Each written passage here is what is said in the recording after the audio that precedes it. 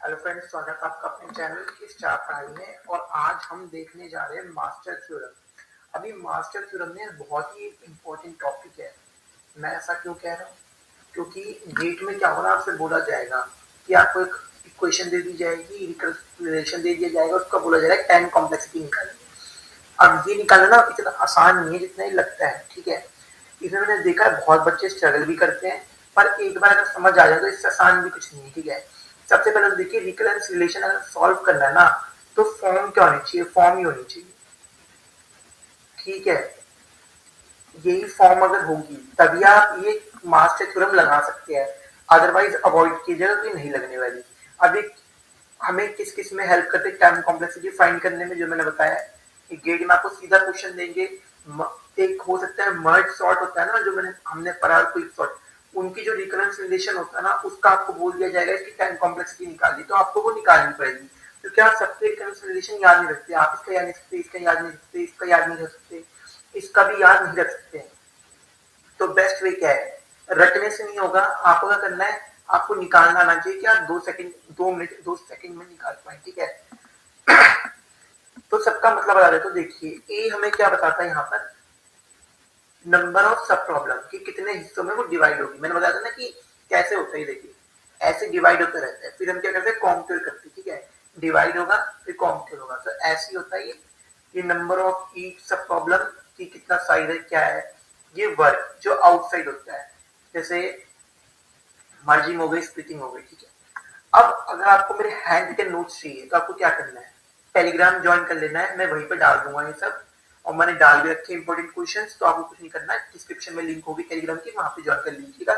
अब ये सब छोड़िए, अब आगे काम की बात करते हैं, मास्टर थ्योरम, ठीक है। इसमें क्या है, ए सब प्रॉब्लम, एफ एन क्या है, मर्जिंग स्प्लिटिंग, ठीक है।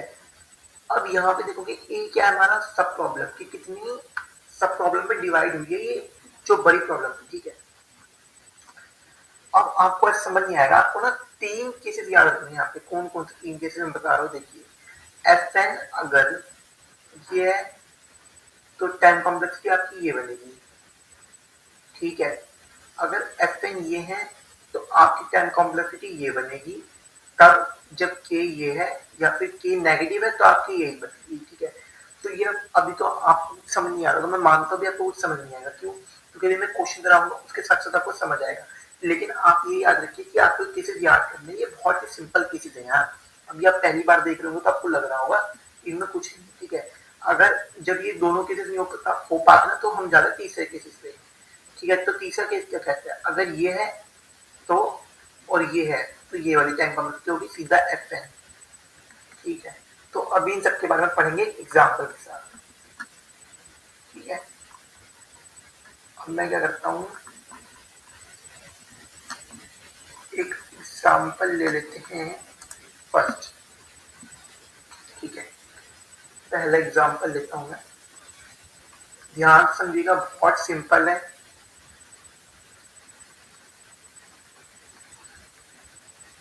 और यहाँ पे है एन, ये मैंने आपको बताया कि हमारा क्या है, एफ एन, मर्जिंग स्प्लिटिंग, जो भी इसे कह सकते हैं, जो एक्स्ट्रा एक टर्म होगी, ठीक है। अब यहाँ पे मैंने बताया था कि किसी फॉर्म में होता है, ये अभी जो हमने ये वाली फॉर्म है, आवर फॉर्म, हमारी फॉर्म क्या थी, A E N by B plus F N, यही थी। मैंने तो इसमें कुछ नहीं किया। तो अब आपको ना ये जो वेरिएबल्स है ए बी एफ एन, आपको एक्सट्रैक्ट कर लेंगे। कैसे, ए कितना है 4, बी कितना है 2, एफ एन कितना है एन, ठीक है। और अब मैंने आपको बताया था कि आपको क्या करना है, कैलकुलेशन करनी पड़ेगी इसकी, एन लॉग बी, तो एन तो एन ही रहेगा, लॉग बी कितना था हमारा 2 4, तो ये लॉग आपको सॉल्व करना आता होगा, 2 की पावर जाएगी 2, तो एन स्क्वायर हुआ, ठीक है। तो अब हम देखेंगे केस 1, क्या हमारा F N is O of N log va minus epsilon where epsilon must be greater than 0। Case 1 यही था, मैंने तो कुछ चेंज नहीं किया, दिखा देता हूँ, वापस ले जाकर देखिए। केस 1 क्या है, if F N is O N for some, ठीक है, तो हमारे टाइम अगर मेरा F N big of O Y, इसे अभी वाई मान लेते हैं, अगर मेरा F N big of O Y है, मतलब एफ एन मेरा यहाँ पे छोटा है, क्या मेरा छोटा है यहाँ पे एफ एन, तो ये हमें देखना पड़ेगा। तो एफ एन मेरा आया था N, N is N square minus epsilon, epsilon must be greater than, तो एन इज 2 माइनस 1, तो n इज n, तो n ही n के इक्वल हो गया। तो क्या ये मेरा हो सकता है? यस करेक्ट, ON हो सकता है, क्योंकि ये इधर हमारा स्मॉलर या ग्रेटर, ये जो होता है ना बिग ओ, आपको पता होगा अपर बाउंड होता है, ठीक है बेसिकली, तो ये मेरा सेटिस्फाई कर रहा है इक्वल या लेस होना चाहिए, तो ये मेरा सेटिस्फाई कर रहा है। ये मेरा एफ जो है ना, ये मेरा क्या है, ये n क्या है, मेरा एफ ही तो है, एफ मेरा लेस देन और इक्वल टू है, ठीक है। तो ये मेरी कंडीशन सेटिस्फाई कर रही है। अब क्या हो, जब मेरी कंडीशन सेटिस्फाई कर गई तो मेरी टाइम कॉम्प्लेक्सिटी कितनी आएगी, पहले तो इस कंडीशन सेटिस्फाई करी, अब मैं जाऊँ अपनी टाइम कॉम्प्लेक्सिटी देखने, अब मेरी टाइम कॉम्प्लेक्सिटी कितनी आएगी, देखो थीटा ऑफ एन लॉग, तो कितनी हो गई, थीटा ऑफ एन स्क्वायर, क्यों, क्योंकि मेरा ये तो इतना ही आया था, ये जो चीज आई थी मेरी, एक मिनट, ये वाली, ये कितनी आई थी, देखिए एन स्क्वायर आई थी, तो मेरी टाइम कॉम्प्लेक्सिटी कितनी हो गई, एन स्क्वायर हो गई। अब ये कब हुआ, जब हमारा पहला केस था। अब क्या होगा ना, क्वेश्चन तो यार पहले केस तो आएगा नहीं ज्यादा, क्योंकि आसान है, तो सेकंड क्वेश्चन लिखते हैं, En equals to 2t n/2 plus n log n, ओ हो, अब आया है क्वेश्चन बढ़िया, ठीक है। तो अब आप इसको फॉर्म से कंपेयर करोगे, अपनी बेसिक फॉर्म से, क्या ये मैच कर रहा है, बिल्कुल अपना रिकंसिलिएशन है, मास्टर थ्योरम लगा सकते, कोई दिक्कत की बात नहीं है। तो n कितना हो गया 2, b कितना हो गया 2, fn कितना हो गया n log n, ठीक है। इसे तो आप बताऊंगा नहीं मैं, केस 1 पे चल लो। केस 1 मेरा क्या कहता है, n log b a, पहले कैलकुलेट करना है मुझे बेसिकली n, तो ये 1 ही हो गया, तो मेरा पहला केस क्या बना, 1 बना। तो अब मैं देखूंगा fn is o of n log b minus epsilon, epsilon must be greater than 0 है, क्या ये ऐसा है, तो n इज o, मेरा कितना है, fn मेरा कितना था, log n, जो मेरा fn था वो तो ये था ना, ये देखिए यहाँ पे जो मेरा ये था ना, ठीक है। तो अब मैं देखूंगा क्या ये मेरा बन रहा है n1 माइनस 1, तो ये कितना बना, n log n is big of o n minus 1, क्या ये है, बिल्कुल भी नहीं है भाई, ये तो बड़ा है, n log n जो मेरा है ना वो बड़ा है n से, ठीक है, n 0 से, ये देखिए, तो ये क्या बन जाएगा, n log n is o of n 0, तो ये तो नहीं हो सकता। अब हम क्या करेंगे, केस सेकंड पे जाएंगे, द वेरी डिफिकल्ट केस, ठीक है। तो अब हम यहाँ पे देखते हैं fn is o of, case second पे चलते हैं, क्या है हमारा केस सेकंड, ये देखिए fn इज n, ठीक है, n log ab into log n के, ठीक है।